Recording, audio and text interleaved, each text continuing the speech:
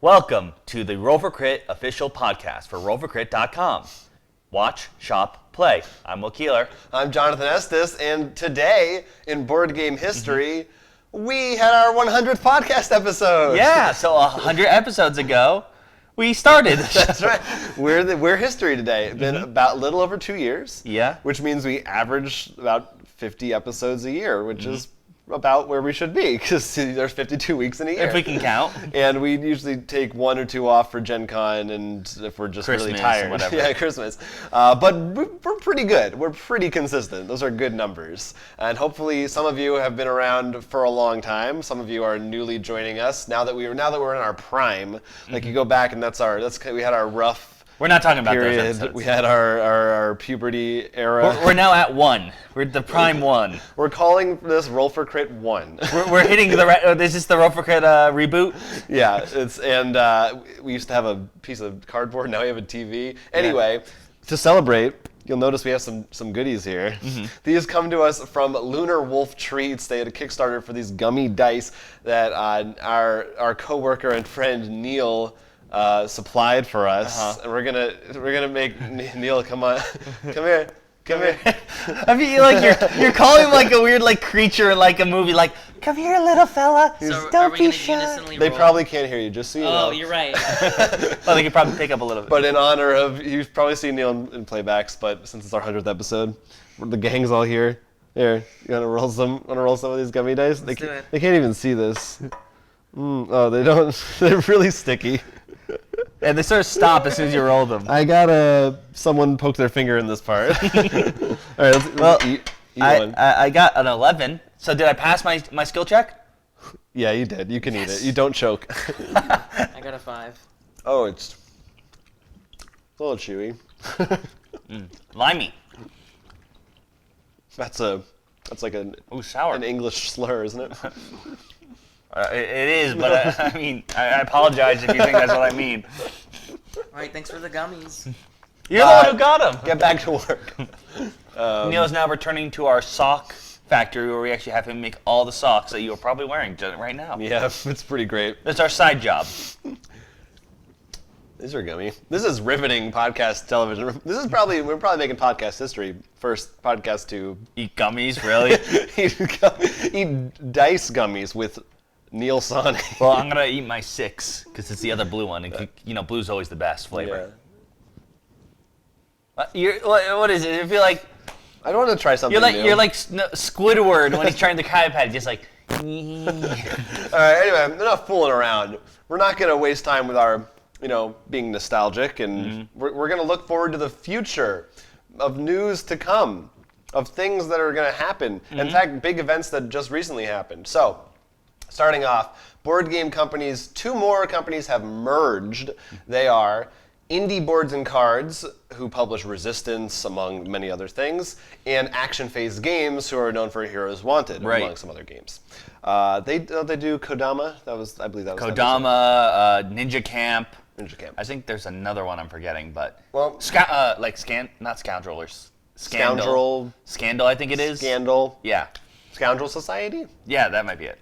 Anyway, they are now one company. Indie Boards and Cards is going to be taking the primary name recognition. It's going to be under that brand. However, games like the Heroes Wanted series will still have the Action Phase logo as sort of like a subsidiary thing. Merging is all the rage in board gaming. It is. This is interesting because unlike, all the I'm going to Asmodee steal another stuff. one. You can't put food near me while we record. I know, we're going to have to get rid of this, but we'll leave it for the first story. It's the festive season. This is, 2 companies on the smaller end of the spectrum, not the giants like Asmodee Fantasy Flight and all that. I would say Indie Boards and Cards, to me, is kind of like the biggest fish in the smaller pond. Oh, yeah. Like, they're... Well, I was going to say, like, Coup Cells and Resistance, they tend to... Right, they're definitely a big deal, but yeah.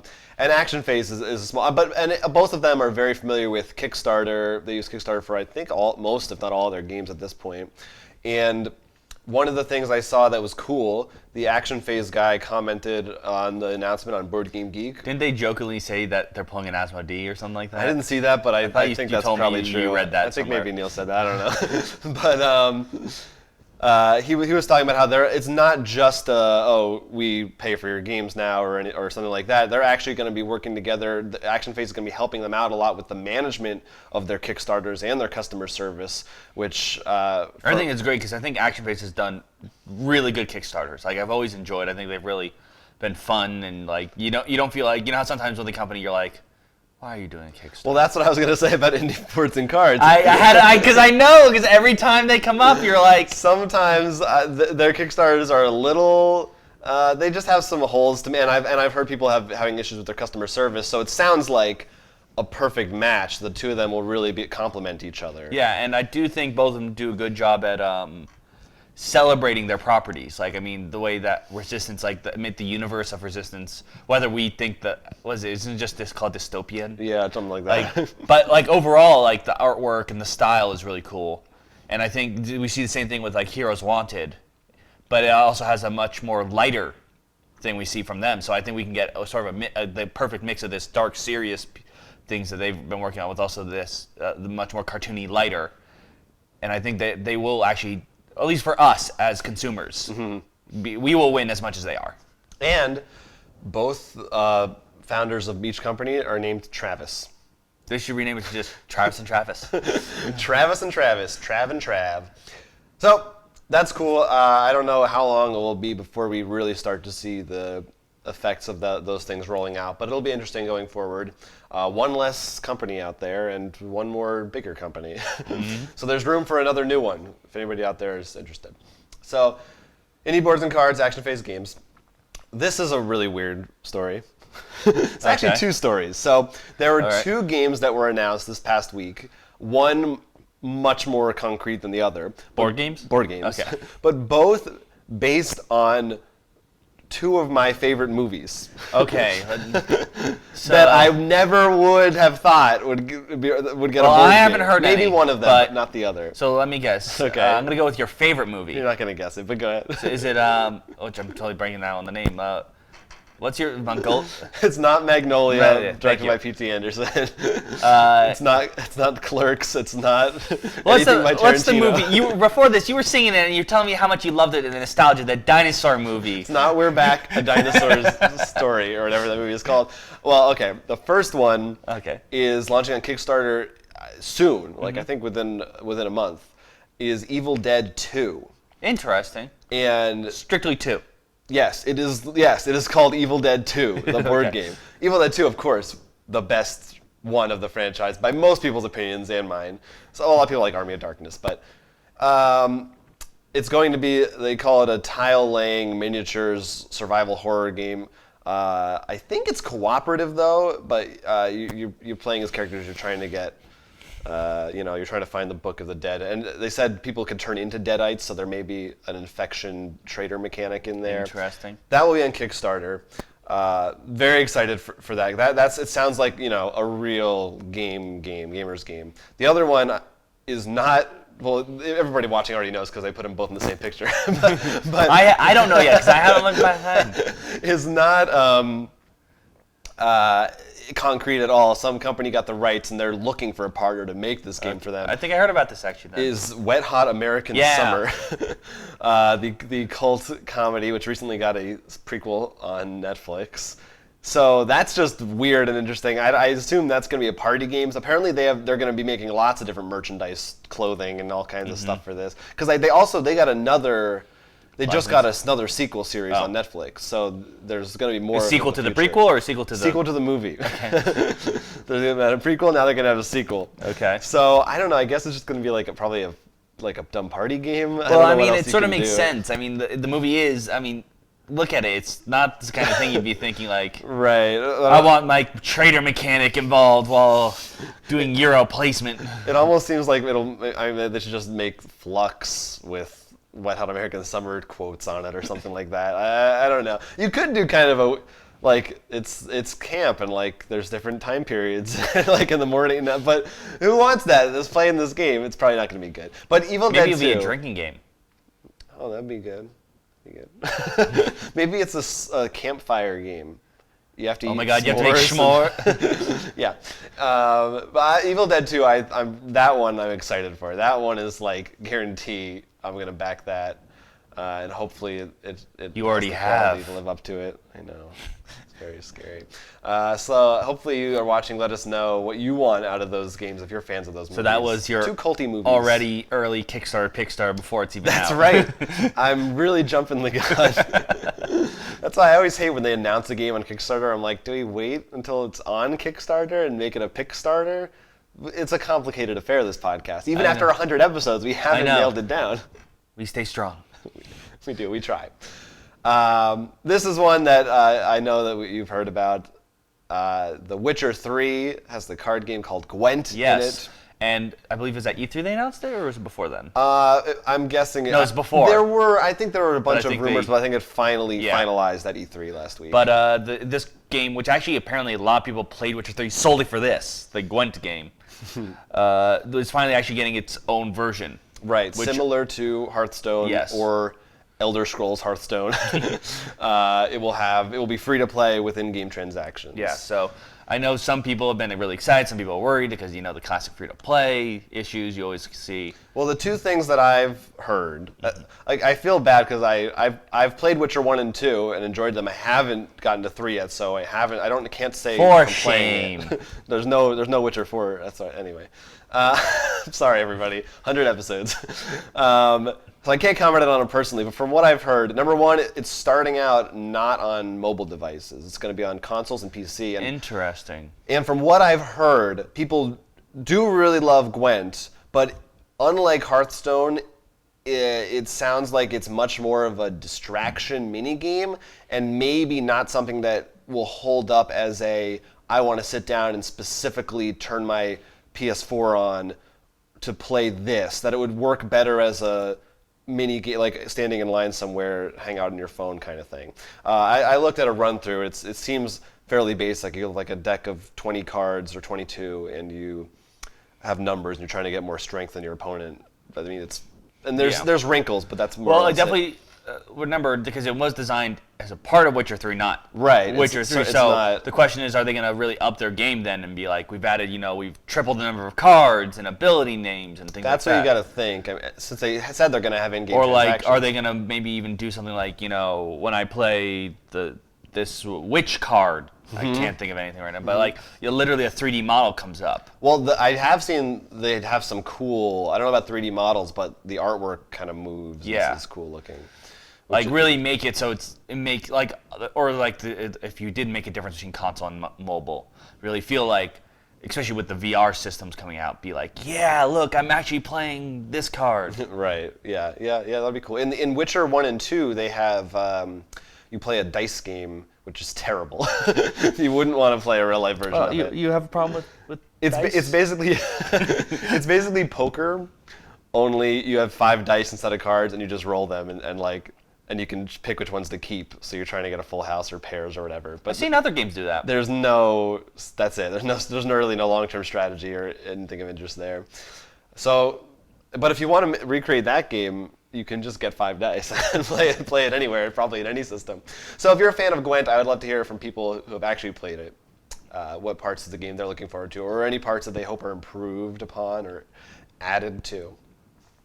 We have some pretty interesting Kickstarters to talk about, and That are actually out. that are actually available right now. Only now. And just as I said that, I pressed the button on my palm where I keep my buttons. Oh, you should see what happens when you press the buttons on his back. Let's just say, you remember the Civil War? Sorry. Yeah. I was trying to come up with like a terrible event that was long enough ago that I could say it jokingly, and that's what I got. Remember the Cretaceous extinction? You know what? You talk about a Kickstarter game, and I'm just gonna eat these dice and close my mouth. See, we can't have the food around here. But the first one I'm going to talk about is Lab Wars. In this, as you know, many times in the world of science, there's all the famous ones because they win Nobel Prizes, they get published and stuff. And you're one of those scientists who want to become famous that way. You want to be immobilized like Einstein and many of the names I'm not going to list. So you have a hand of cards, and the way it actually works is you're trying to get like science points. I forget the exact term they use right now.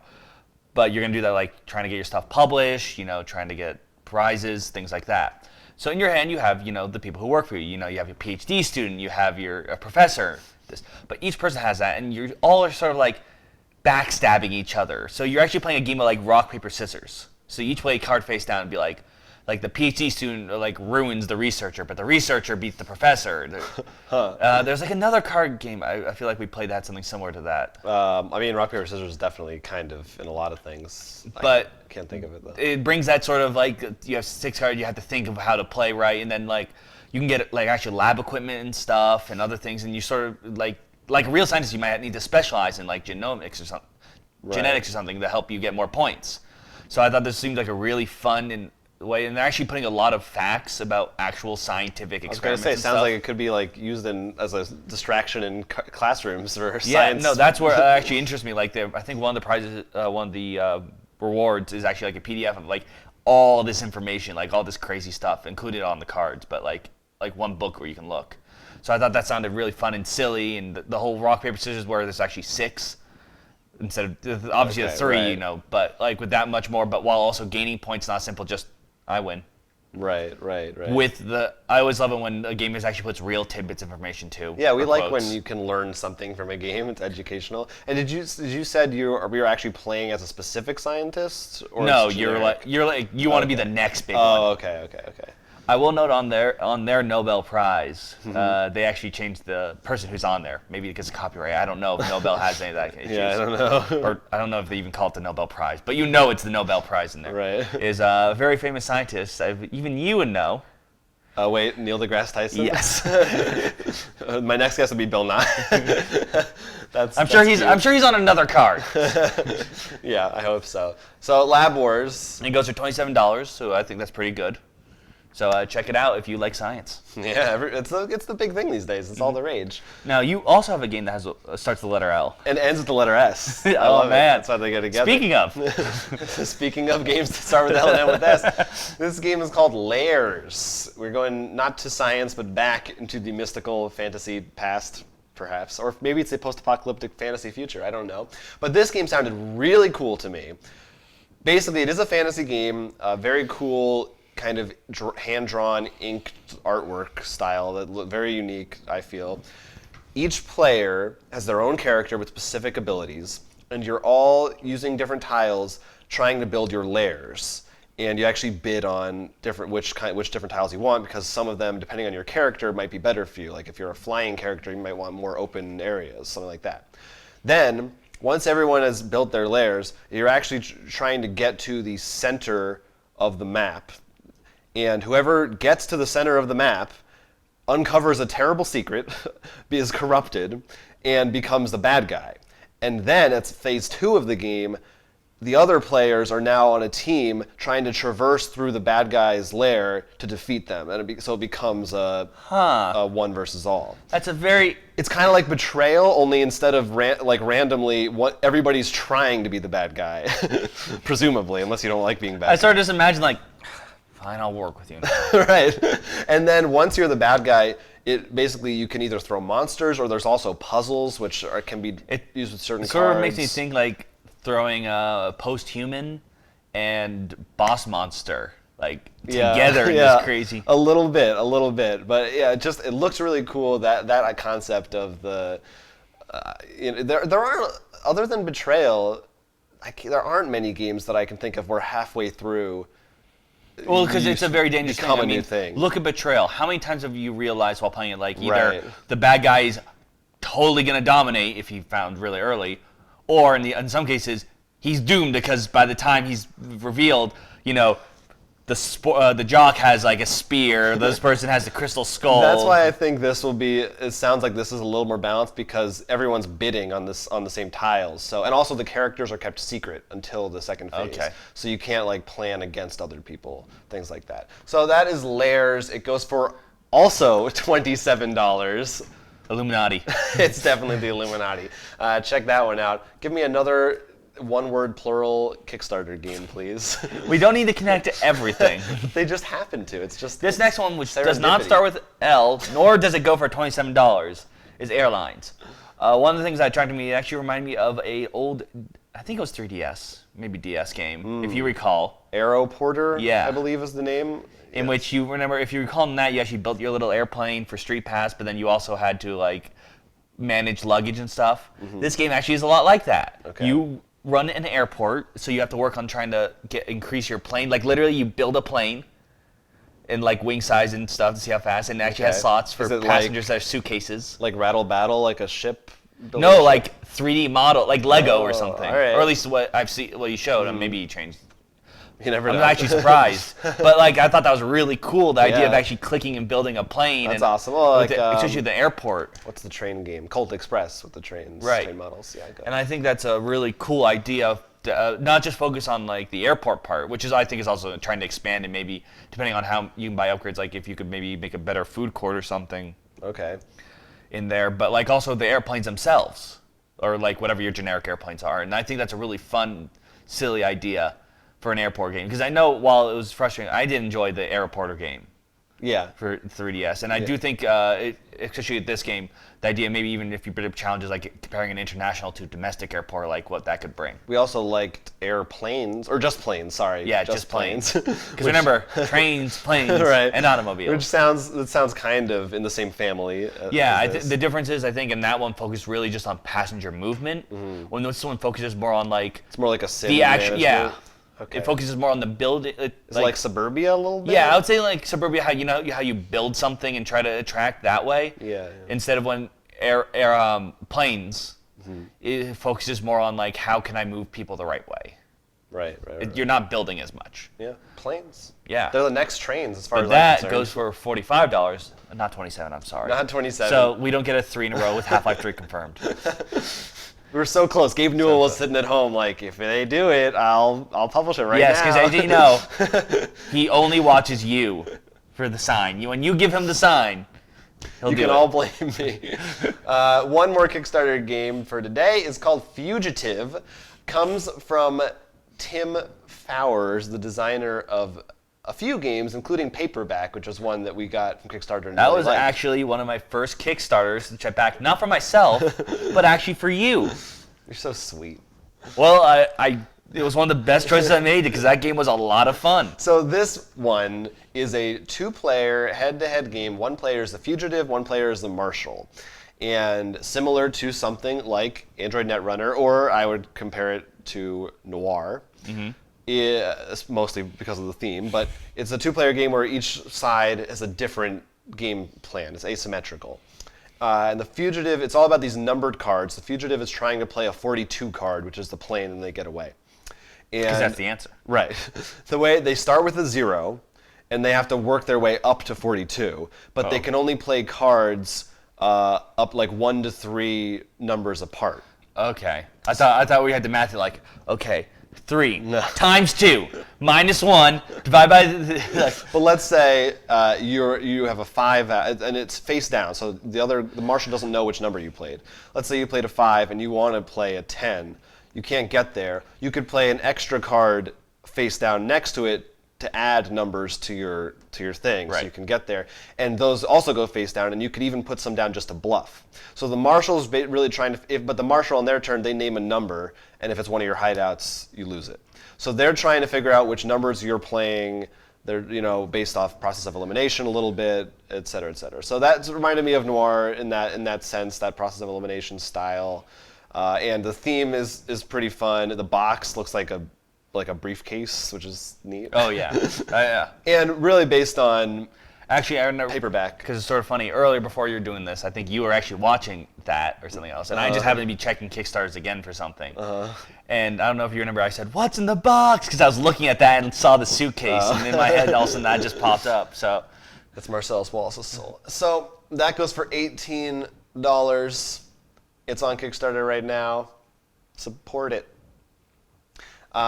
We did play a game, a pretty significant game, an expansion really, that we want to talk about. that we sort of put aside, like we played halfway, then restarted because we forgot and had put it off for too long. So we've been playing Time Stories. We finally got around to finishing the Marcy Case, which is the first expansion. There have since been 2 new ones. Yeah, we're bad. We're So, bad. well, but I'm guessing probably most people watching this haven't caught up to the other 2 Oh, yet wait. either. Before we continue, Yeah. Spoiler. Yeah, so this will be our like mini review for the Marcy case. There will definitely be spoilers. I feel like we'll probably never do a formal playback for this game because it's so hard to.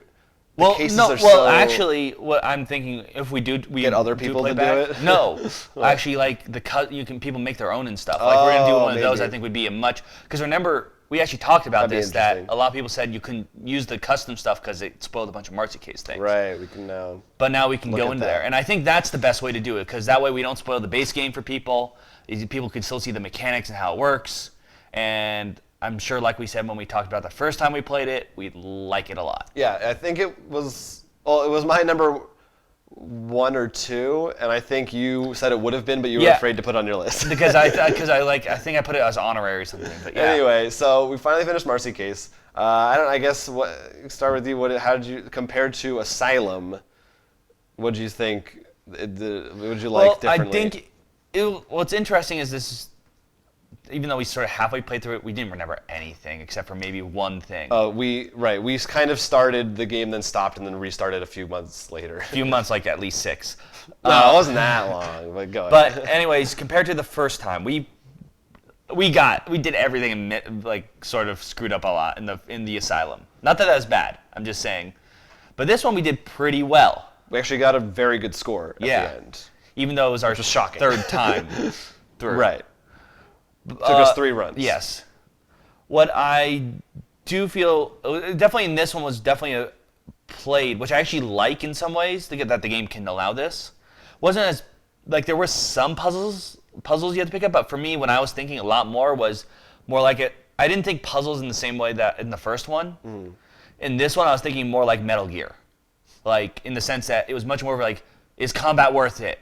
Putting those extra bullets out. Well, we should, just in case anyone's watching this who doesn't care about spoilers, who doesn't know, the basic idea is that it's a zombie infestation and you're trying to find this kidnapped girl. If you take a shot, you make noise. Right. And that was the thing that I was thinking a lot more, like what was the risk reward in combat? This is at least that's how I felt. Like almost every place I thought was like, where's the combat gonna be? Well, I think it definitely proved that you can take the same system and make it feel pretty different. Yes. That the noise thing you're talking about is I think a pretty ingenious twist on it. Yeah. And it definitely was, I felt, a lot more combat oriented. Well, another big thing, and this is even more, like I'm taking the top of the spoiler list here. At the end, when we find out that there was another agent on that helicopter. Oh, right. We had the DNA scanner. And the way they're talking, especially how you found the weird cube thing. I found a weird cube thing in the last first one. scenario. I'm like, they're actually like, I'm actually watching a TV show. Like, It's like Marvel movies or something. Yeah. I'm really liking that a lot. No, that is really cool. I like that connective tissue. Overall, I think I liked Asylum more. No, that's where I think it comes. I don't think that's when I was going to start talking about the combat. Yeah. I really like the puzzles. Like, remember the maze? Yeah. No, yeah, those are great. And I think another thing that happened in this one, there's different. The puzzles are different. The puzzles in Asylum were more, I would guess, Professor Layton-y kind of puzzles. You know, it's like Logic think, puzzles. logic, or like logic but moving things. Like it was thinking, but like in this one, and I know I grasped, and you even said at the end, it sort of because of it almost disappointed you. Right. A bit. The puzzles are really, this tape says this certain subject wasn't right, that this certain subject, this one. So I was able to say, this is the right subject. Right, so basically there are a bunch of different girls that you find. You have to figure out which one is actually the right girl. And I actually thought that the mechanic for that was pretty clever. My problem with it personally is that it wasn't until the very end that it clicked that we had to do that. Up until then I was just like, who are all these girls? I found it, the way they fed you information was very haphazard and not... Like you did it just for the sake of not caring, not because you had to worry, you weren't worrying the entire game that like... Yeah, like I didn't know. I was just like, yeah, I got a girl, like we got 3. Oh, that one died, I guess. Who was that? I don't know. That's what, if I had known from the beginning, like, oh, this could... I mean, we kind of knew, but... No, but if you, at the very beginning, they literally said, you're going to take her to a helicopter in which only one person, you'll be only deliver one girl. Right. Then you'd be much more worried and the yeah, pressure. the suspense would be a lot better. Yeah, no, I understand that. Because that makes a lot more sense. like before when we talked about it, I misunderstood what you meant, but that makes more sense. It's not as much the fact we solved it, it's the fact that it was solved, but for a puzzle you didn't know you had to solve. Right. We were just kind of like, oh yeah, I guess it's her then, and we didn't figure it out. But yeah. I know for me, one of the things I really wish did come up a bit more. I remember and maybe because it just fit Asylum more. I remember there were a lot more side stories that I was more interested and curious about. And if you remember the end of that one, you know, when you come up and it's like join the circle. As far as I know, we got no clues whether joining her or going against her was right. bad or good. It was more of a moral choice. Right. Which I was like, in this game, in this version, which is zombie apocalypse, and to me, I mean, I think moral choices are sort of the bread and butter of a good zombie thing. There wasn't any reason for us to save the other people or like try to help. Like maybe in the beginning there's like save the cop or the doctor. At the end, it could have been like you get extra points if you had more girls. Like something like that. And I know for me, and because I always want to play the hero, that's part of it. But like, I remember when we saved the scientist, and we're like, oh, he's gonna die. Oh, we just gave him the code. That's it. I don't care. Let him die. Oh, right. Yeah. Like, he served his purpose in the game. It's Lose almost him. like, and I didn't wish he didn't have. I wish they made me worry and want to care for the other people more. We also kind of have been burned by like the traps that now I feel like the one guy who you rescue from the handcuffs and betrays you. But no, that I happened think in the first game too. and that's the only time that something like that happened. No, in the first one, I thought somebody did something that was. Well, like I know that. there's the guy who tried to There was the dude who was kind of attack you if you're a girl. Yeah. But my point is, there like in this one, that's my biggest gripe with it is, and they took a theme, a very popular theme, which to me usually ends up in two ways. You either get your Resident Evil 5s, which is almost just gunning. Or your Resident Evil 1s. Well, like no, not even Resident Evil 1, like more of your Walking Dead, where there's much more the choices. It's either the weapon choices, and I really wish they went more with the choices, a little bit more. Well, I think that the theme is the biggest thing working against this mission for me, at least, for two reasons. Number one, it's just so. I mean, have a million zombie games. There's not. It's cool, like you had to do one, but I didn't feel like their twist on it was really that great. Then the other thing, yeah. The twist, at least for me, the twist was good. The problem is, there was too much of it for the twist to save it. Right. Like I still love the case. Like the twist in the helicopter, that was great. But everything else was just sort of. Well, I felt like in Asylum, it was that environment was really fun to explore. There were hidden passages and stuff like that. Yeah. In this, it was like you go to the church, you go to the police station, you go to the high school.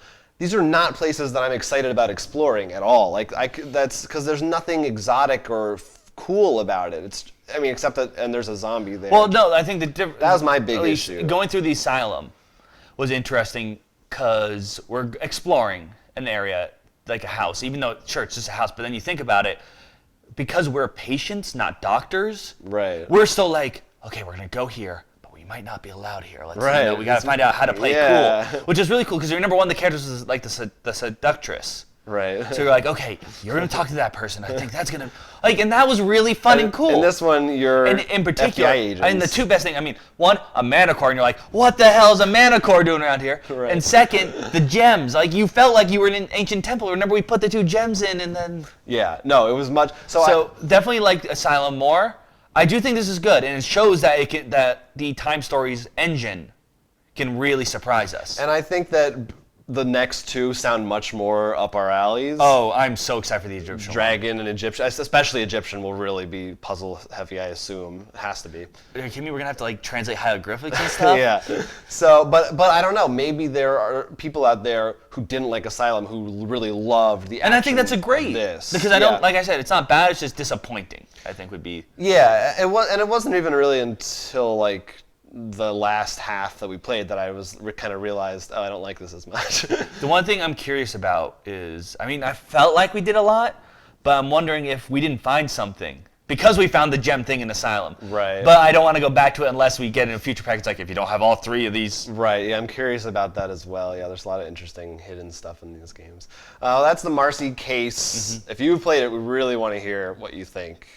Well, what I would also like to hear is if you think, because as we said, we want to do maybe a custom one for playback. If you think there's one that someone's custom game that really shines, that would show off time stories. We'd love to hear that too. Yeah. Speaking of viewer comments, Oh, we got a lot. calm down. We got some. Don't Well, a oversell. lot for us. All right, first we're going to start off with an apology.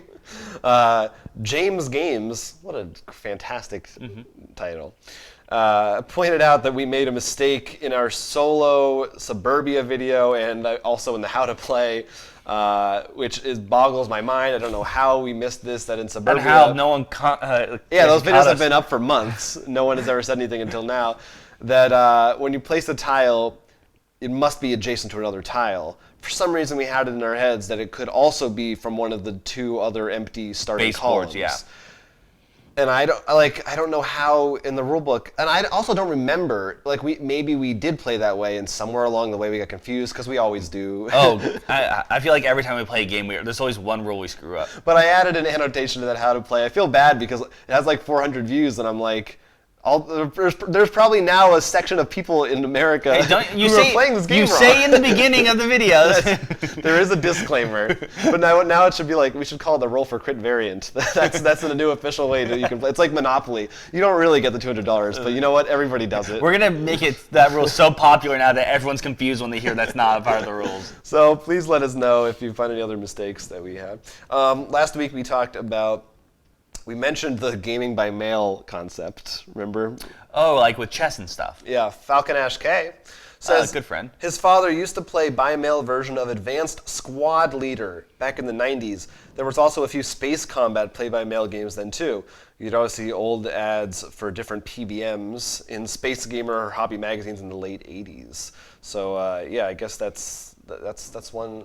Keep sending us more reports. I'd love to. We should bring that back. Are there the rules for those games still around? We should try like a Roll for Crit game by email or something. I just imagine, for some reason, like getting an email like, wow, he keeps rolling credit. Like, how does he? I'm just really good at this game. Here's a good comment. Comes from user Poophead. I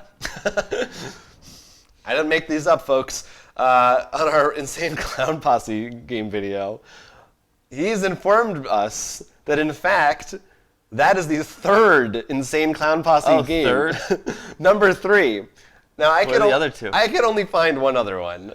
I couldn't find another one. It's called The Quest for Shangri-La. It's actually a board game. And I think it's out of print and rare, and I found it somewhere for like $100. Okay. So, hey, I guess there's a lot more board gaming juggalos out there than we realized.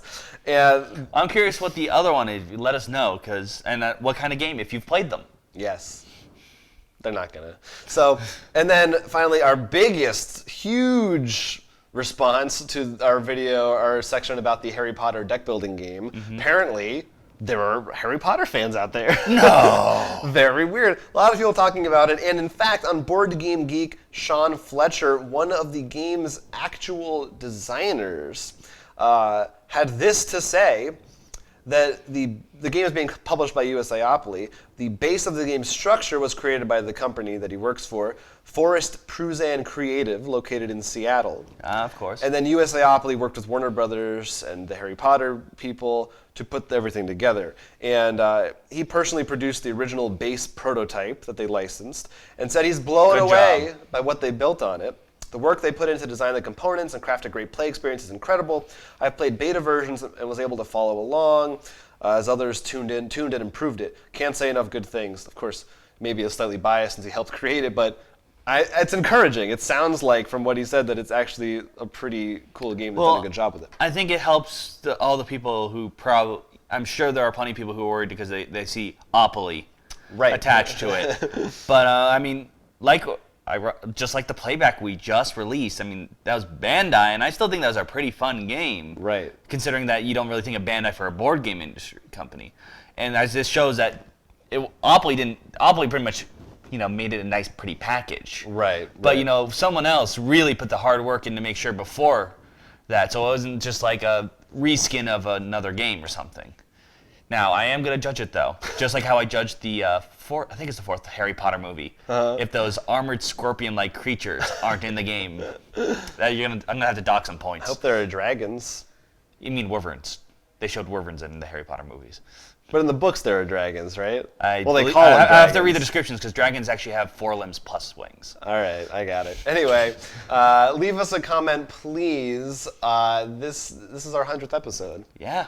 We did it, everybody. So leave 100 comments. We're going to get 100 comments, and I'm just going to say it now because I'm assuming it'll probably be true by the time this video airs. And if it isn't, You're really hoping. no one can prove otherwise once we hit it. We got 1,000 subscribers on our YouTube channel. Well, no, they can prove it by if they're still like never reached that amount. That won't happen since we already did. So thanks so much for that. But really, we want to hear from you if you have a comment or a suggestion for a subject you want us to talk about or a game you want us to play here on YouTube, or you can email us rollforcrit@gmail.com. If there's anything else you want us to try to cover more of or less, like if you think there's something we can talk more about, we'll Stop try to get talking on. about board games all the time. But More gummies? in addition to gummies, well, you can find all our videos just right here on this channel, or you can go to our site, rollforcrit.com. Yeah. I'll just keep talking while you eat. We actually sell a lot of games, including maybe a couple of the ones we mentioned. And we post a lot more news. We post all our videos there. And of course, you can also find us in other places, Facebook, Twitter, Instagram. We're like everywhere. We're just crawling it everywhere. Big Brother is watching. Big Jonathan is watching. All right, I'll take it. Yeah, it's pretty good. I love Roll for Crit. Don't forget to follow us on Twitter. Yes, of course. Follow us everywhere. Subscribe on iTunes. So we can hit those big numbers everywhere. But for now, I'm Will Keeler. I'm Jonathan Estes. Look, we finished the plate. And this has been our 100th grand episode of the Roll for Crit podcast. We love you. This one's really tough. Yeah, mine was too. This yellow.